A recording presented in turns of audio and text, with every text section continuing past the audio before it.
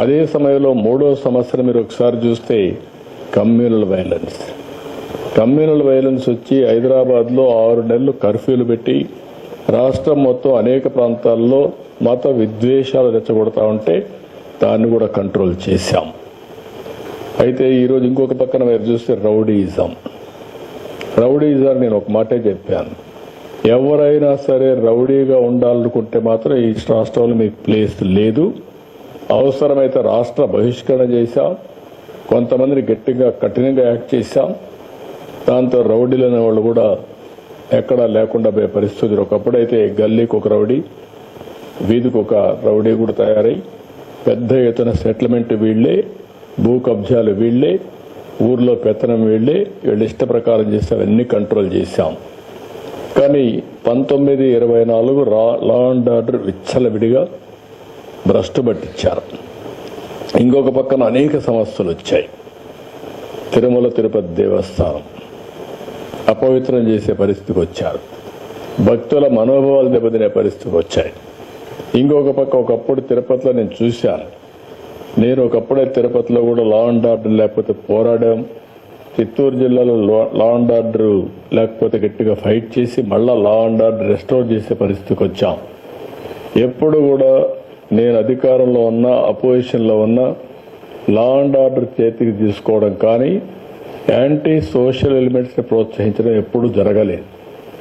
నేను ఎప్పుడో ఒక మాట చెప్పేవాడిని, ఎవడైనా సరే హత్యలు చేసేవాళ్ళు తప్పకుండా వీళ్ళు కూడా పోస్ట్ మార్టం తప్ప వేరే ఉండదు. ఆ విషయం వీళ్ళు గుర్తుపెట్టుకోవాలని. ఎందుకంటే నేను లా అండ్ ఆర్డర్ మీద ఒక ప్రశాంతంగా ఉండాలి, శాంతి భద్రతలు పరిరక్షించాలి. అప్పుడే సమాజంలో ఒక శాంతి ఉంటుంది, ఒక భద్రత ఉంటుంది. భద్రత ఉంటేనే పెట్టుబడులు వస్తాయి. భద్రత ఉంటే అందరూ కూడా హ్యాపీగా ఇంట్లో పడుకుంటారు. లేకపోతే ఈ సమస్యలు వస్తాయని ఎప్పుడూ కంట్రోల్ చేస్తూ వచ్చాం.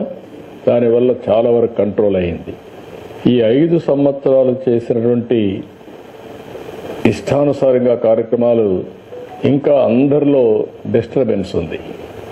ప్రజల్లో డిస్టర్బెన్స్ ఉంది, పార్టీల్లో డిస్టర్బెన్స్ ఉంది. ఇంకా చేసిన వాళ్ళు కూడా ఇంకా చెల్లుబాటు అవుతా ఇదే రౌడీజం చేస్తామని కూడా ఆలోచిస్తున్నారు. అది కూడా మనం ఒకసారి గుర్తుపెట్టుకోవాల్సిన అవసరం ఉంది.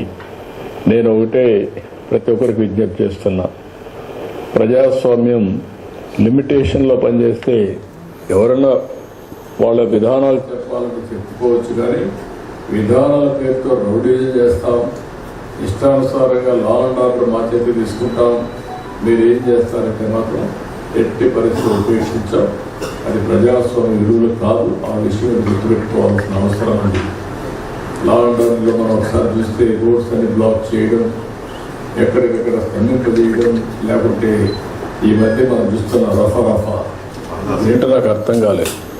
రఫాలు ఆడిస్తానని ఇంకొక పక్క నేను చూస్తున్నాను కొన్ని దిక్కల్లో ఒక పోస్టర్ పెట్టి ఆ పోస్టర్లో జన్మదినం జరుపుకోవచ్చు, మనసుల్లో ఉండి రావాలి, జరుపుకుంటే నాకేం అబ్జెక్షన్ లేదు.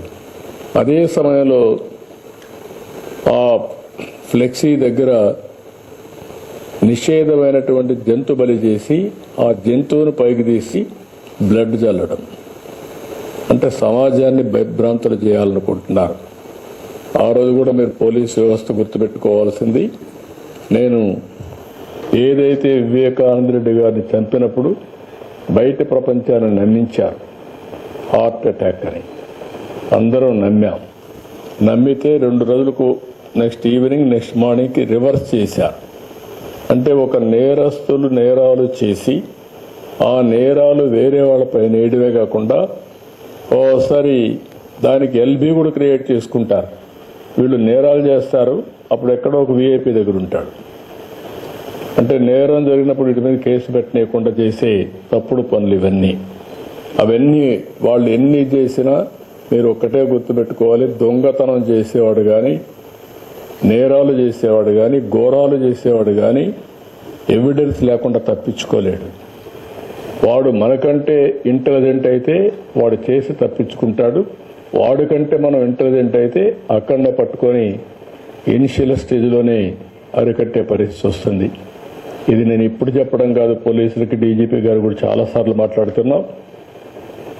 ఆ విషయం మనం ఇటీవల కాలంలో 3-4 ఇన్సిడెంట్లు జరిగాయి. బంగారుపల్లిలో ఒక ఇన్సిడెంట్ జరిగింది.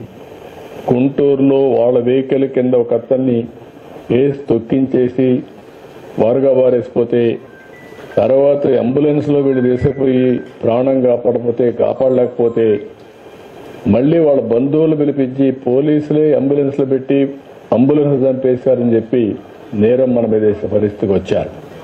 ఇలాంటి ఆటలు సాగనీయం, ఫర్మ్గా ఉంటాం. నేను ఒకటే చెప్తున్నా, ఎవరైనా సరే వాళ్ళ పని వాళ్ళు చేయనండి, నాకే అబ్జెక్షన్ లేదు. వాళ్ళ పని కాకుండా ఇష్టానుసారంగా చేసి ఈ ప్రభుత్వం అసమర్థత చేతగాదు అని బ్లేమ్ చేస్తే మాత్రం ఎవరిని వదిలిపెట్టే పరిస్థితి లేదు. పోలీసులు డ్యూటీ పోలీసులు చేస్తారు. ఎవరైనా సరే ఒక పద్ధతి ప్రకారం ఉండాల్సిన అవసరం ఉందని చెప్పి కూడా మరొక్కసారి పోలీసులందరికీ విజ్ఞప్తి, రాష్ట్రం మొత్తం పోలీసు వ్యవస్థకే విజ్ఞప్తి చేస్తున్నాను. ఇటీవల నేను చూసినప్పుడు కొన్ని అయితే అతి నీచంగా దారుణంగా బిహేవ్ చేయడం, సోషల్ మీడియాలో ఇంకా కూడా అసభ్యంగా పెట్టడం, క్యారెక్టర్ అసాసినేషన్ చేయడం. నేను ఒకే మాట చెప్పాను, ఎన్డీఏ పార్ట్నర్స్ ఎవరు కూడా పెట్టాం. నేను ఎవరన్నా ఎన్డీఏ పార్ట్నర్స్ కూడా నాకు అది ఆమోదయోగ్యం కాదు. ఏదైనా సరే సోషల్ మీడియాలో పెట్టడం, లేకుంటే రౌడీజం చేయడం, లేకుంటే హత్యలు చేయడం ఎవరిని నేను యాక్సెప్ట్ చేయను. అదే సమయంలో తప్పు చేసిన వాడు మాత్రం తప్పించుకోలేడు. ఈ విషయం కూడా వీళ్ళు గుర్తుపెట్టుకోవాల్సిన అవసరం ఉంది. అదే మరి general law and order maintain చేయడం పెద్ద కష్టం కాదు. మనకు మెర్సిలెస్ గా ఉంటాం. రాజకీయ ముసుగులో ఉండి నేరాలు చేస్తే మాత్రం అది ఎట్టి పరిస్థితుల్లో యాక్సెప్ట్ చేయమని చెప్పి కూడా నేను మీకు తెలియజేస్తున్నా.